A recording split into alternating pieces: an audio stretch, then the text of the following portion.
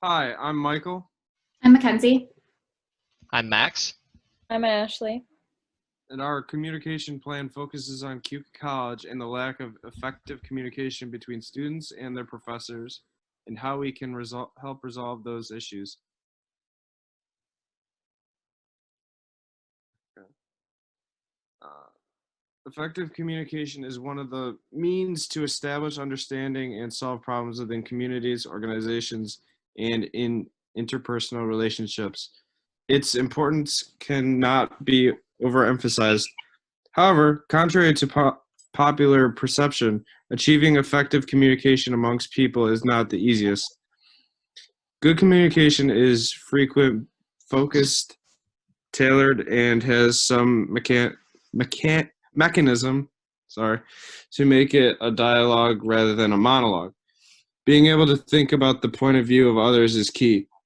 One regular communication mistake is to believe everyone knows what we know. Like many other colleagues in universities, CUCA College encourages the communication between the students and professors. Communication styles can range anywhere from conversations about upcoming assignments to truly getting to know a student and what drives them. At CUCA College, many professors encourage their students to reach out through email or stop in during office hours to get help, as well as a lot of other professors take the time to really get to know their students on a more personal level. However, like other colleges, there still is a major disconnect in communication. During a normal academic year, unlike what the college is facing now, having to be solely online, students find there's a lack of effective communication when it comes to communicating with their professors, and professors often say the same.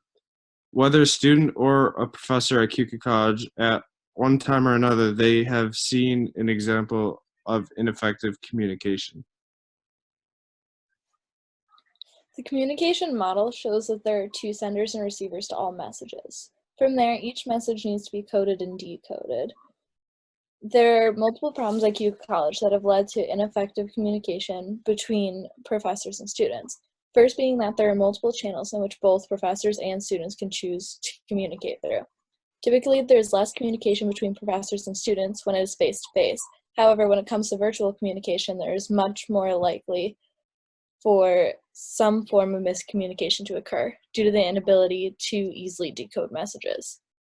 Some of the physical barriers that are currently an issue at CUCA are that students do not have the ability to meet face-to-face with the professors. This requires that they all rely on other channels such as email, FaceTime, Zoom, and any other virtual communication. Professors and students alike can't necessarily read nonverbals due to communication being virtual and not face-to-face. This leads to misunderstandings because they don't understand one another, caused by language barriers, a disconnect in relationships with one another, and technological barriers. Students aren't always checking emails because it isn't something that they are used to, and this may be an issue for professors on the other end. Other issues that may come up are inappropriate messages. Students may use slang that they are used to in emails with professors, and professors may not necessarily understand or find it appropriate in that setting. Or professors may use unclear ways of communicating back to the student that the student then finds inappropriate. And these are all things that lead to miscommunication and ineffective communication. As Ashley stated, there's a major problem when it comes to the lack of effective communication between professors and their students. In order to resolve the situation, we have proposed that there are two steps to be taken. Step 1 is to mandate a 2-hour training session to help the professors prepare for the new academic year. The training sessions will include discussion on how to find new effective ways to communicate with students in classes, whether it be PowerPoint lectures, student presentations, videos, or other options. Discussion 2 includes how to communicate with students outside of the classroom. This could include the most effective ways to communicate face-to-face and how it is important to, but also can include how it is important to find other ways to communicate to the students. The channels could be considered our text message, email, video conversations, or online forums on Moodle, which is designed specifically for CUCA College. Discussion 3 allows for the professors to talk about and review different communication principles that can be overlooked after teaching for so many years, including the barriers to effective communication, which Ashley brought up before, the proper style of communication, whether it be downward, upward, or horizontal, and other aspects of communication that are easily overlooked. The last part of the training would be the skits, where professors would work in teams using the information discussed and the situations that they have experienced in the classroom to help other professors come up with new ways to create effective communication by showing the bad and good examples that have occurred. Step 2 focuses on the students. We suggest that having communication studies seniors present to the KC 101 classes. Not only are the seniors using the information they have learned throughout their schooling to give a professional presentation, but the presentations will allow the new students to learn aspects of communication that will allow them to put their best efforts forward at the beginning and not have to work through trial and error.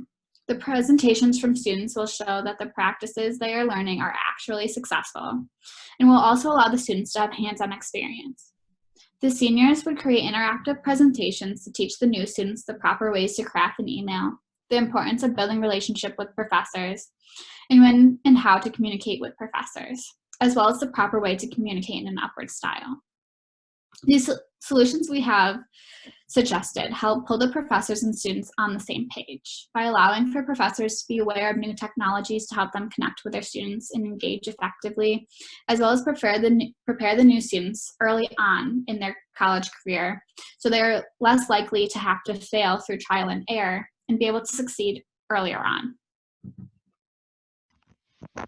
Communication is not as effortless and easy as some believe it is. After studying the importance of the ins and outs of effective communication, it was made clear that unfortunately, colleges and universities, including QCA College, show a lack of effective communication between the professors and students. For example, I interviewed Bob Brophy, Tim White, and Joshua Staley to receive some different perceptions of effective communication barriers. Bob and Tim both work for Housing and Residence Life, and Josh is a professor on campus and also a coach for the esports team. One thing I found in common for all interviews was that within a professional environment, Bob, Tim, and Josh use email for most of their communication. But when it comes to communicating with students, they all found that it was difficult to receive a timely response or a response at all when emailing said students.